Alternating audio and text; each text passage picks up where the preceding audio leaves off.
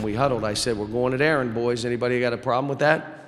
Deja blue all over again for the third straight game. Aaron Harrison nailing the game winner, and this beauty of a 3 against Wisconsin, eerily similar to the Elite 8 dagger against Michigan. Kentucky back in the title game, shooting for a second championship in 3 years. Hey everybody, Bonnie Bernstein alongside Jordan Cornette for Campus Insiders coverage of the Final Four here in North Texas. Now the reality is we're going to see that Harrison shot over and over and over again, but really the Harrison twins didn't have that good of an offensive game, just 7 for 22. So how huge, literally and figuratively, were the bigs tonight? Well, you know, Bonnie, every time you talk about the Kentucky front line, without a doubt you mentioned Julius Randle. Yes, he was great for the Wildcats in this basketball game, but how about the two other bigs? Dakari Johnson was magnificent for the Wildcats in this game. A double-figure score, did the work on the backboard in this game. And then the reserve, a guy you rarely hear about when you talk about Kentucky's success, Alex Poythress. This guy gave him 8 points, 7 rebounds in this game. Now, those numbers don't really jump out at you,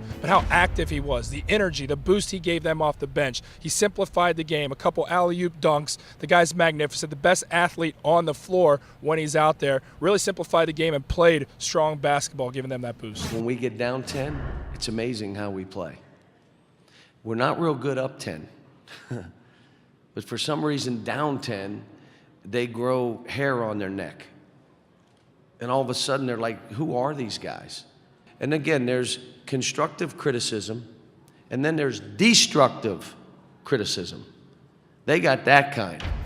Well, you heard it there from Coach Calipari, but what I take away from that, Bonnie, is a resilient group, this Kentucky basketball team. So young, all these freshmen, but they're putting it together at the right time. I mean, look at offensively how these guards manage the game. Only 4 turnovers in the game. That's unbelievable for any team, especially in a moment this big. And then another stat I look at, 2 of 5 from the three-point line. Now, people would say, why is that a big statistic to you, Jordan? And what I think about that is they're not hoisting threes. They're playing offense, and they're thinking the game. They're not relying on hoisting shots from beyond the arc. They know their strength, and they're playing to it. They're attacking the rim. They're establishing their bigs. Julius Randle, again, takes double-figure shots in this basketball game. They're making the game easy, and when they do that, they become the best team in college basketball. That's why they're here right now. So now we have an 8 seed in Kentucky facing a number 7 seed in Connecticut in the national championship, which I'm sure is exactly what everybody was predicting.